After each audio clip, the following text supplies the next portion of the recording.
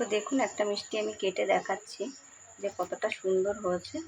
দেখুন এই মিষ্টিটা ভেঙেও গেছে যে এতটা।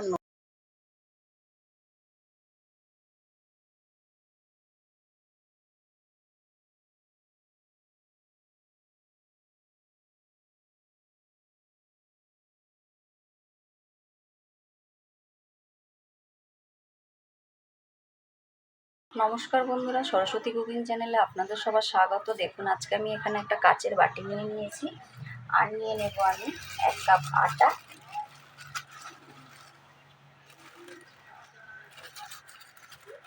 এখানে 1 কাপ আটা নিয়ে নিয়েছি।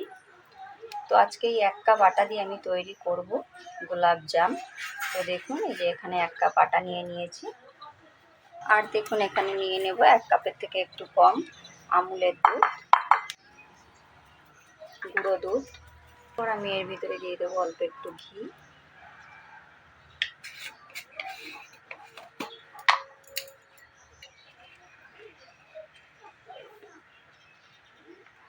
দিয়ে দেবো সামান্য একটুখানি বেকিং সোডা।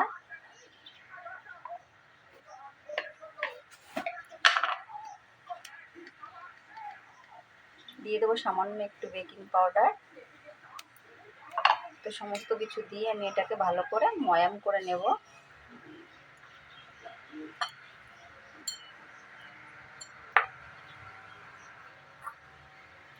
দেখুন এটাকে ভালো করে ময়াম করে নিয়েছি। দেখুন মুঠো করলে মুঠো হয়ে যাচ্ছে। তো এটাকে আমি এখন অল্প অল্প জল দিয়ে একটা ডো তৈরি করে নেব। আপনারা চাইলে এখানে দুধ দিয়েও করতে পারেন। আমি অল্প একটু জল দেব।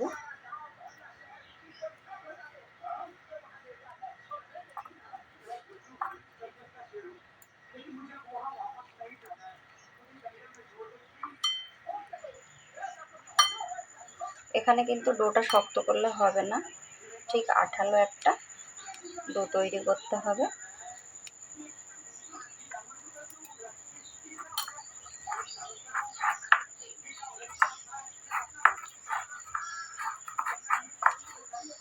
ঠিক এরকম দেখুন এই যে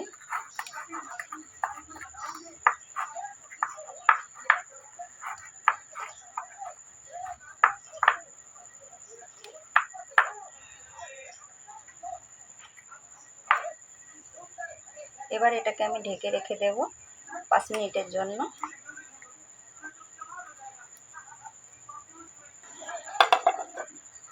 দেখুন 5 মিনিট পর চলে এসেছি। এরপর দেখুন এটাকে আমি ঢাকনাটা খুলে নেব আর এই যে হাতে একটু ঘি লাগিয়ে নেব এরকমভাবে। আর এখান থেকে অল্প অল্প ডো নেব আর সুন্দর করে মিষ্টি শেপ দিয়ে দেব।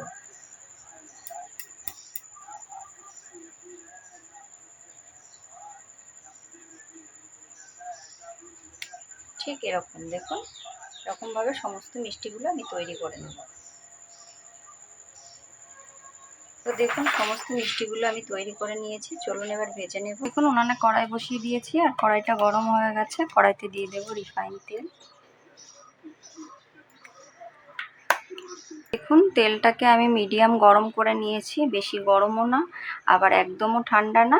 তো আমি একে একে মিষ্টিগুলোকে কিন্তু এর ভিতরে ছেড়ে দেব। এই যে দেখুন এরকমভাবে মিষ্টিগুলোকে ছেড়ে দিয়েছি। এবার কিন্তু আমি একটু নেড়ে চেড়ে এরকম করে মিষ্টিগুলোকে ভেজে নেব। এরকমভাবে ভেজে নেব। দেখুন এগুলো ফুলে কত বড় বড় হয়ে গেছে।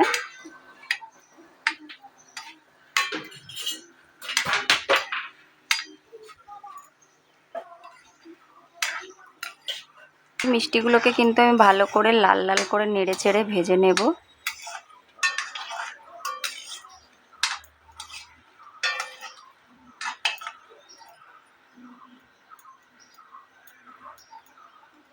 এখন মিষ্টিগুলোকে নেড়ে চেড়ে আমি ভালো লাল লাল করে ভেজে নিয়েছি। এবার আমি আলাদা একটা প্লেটে উঠিয়ে নেব। দেখুন এই যে, আর সমস্তগুলো আমি একইভাবে ভেজে নেব। তো তো দেখুন সমস্ত মিষ্টিগুলো কিন্তু আমি নেড়ে চেড়ে ভালো করে ভেজে নিয়েছি। এবার আমি এগুলোকেও উঠিয়ে নেব।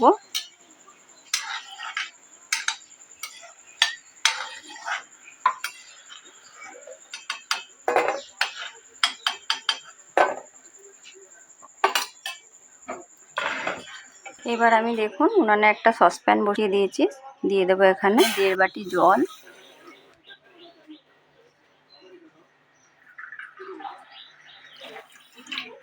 জলটা দিয়ে আমি একটা চিনির শিরা তৈরি করে নেব। এটা দিয়ে নেড়ে চেড়ে একটা চিনির শিরা তৈরি করে নেব। এটার ভিতরে 2টো থেতো করা এলাচ দিয়ে দেব, দিয়ে ভালো করে মিশিয়ে দেব।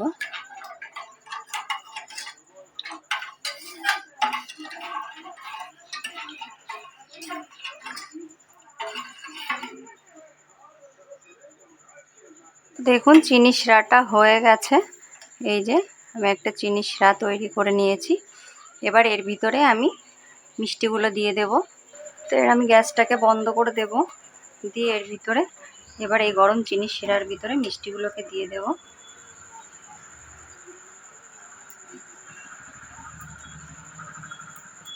দিয়ে আমি একটুখানি নাড়িয়ে দেব, দিয়ে আধা ঘন্টার জন্য ঢেকে রেখে দেব। তো এবার আমি থালাটা উঠিয়ে দেখব। তো দেখুন বন্ধুরা মিষ্টিগুলো কতটা সুন্দর আর কত বড় বড় হয়ে গেছে। এবার আমি একটা বাটির ভিতরে নামিয়ে নেব। তো দেখুন আমি এই বাটির ভিতরে নামিয়ে নেব।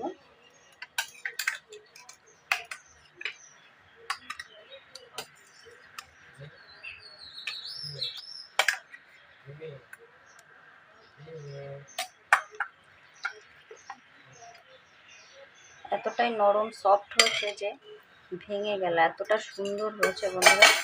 দেখুন এই যে কতটা সুন্দর হয়েছে, দেখুন এই যে একদম ভিতর পর্যন্ত রস চলে গেছে, খুবই সুন্দর হয়েছে। তো আমি একটা কেটে দেখাবো। তো দেখুন একটা মিষ্টি আমি কেটে দেখাচ্ছি যে কতটা সুন্দর হয়েছে। দেখুন এই মিষ্টিটা ভেঙেও গেছে, যে এতটা নরম সফট তৈরি। দেখুন কতটা সুন্দর তৈরি হয়েছে মিষ্টিটা। এই দেখুন।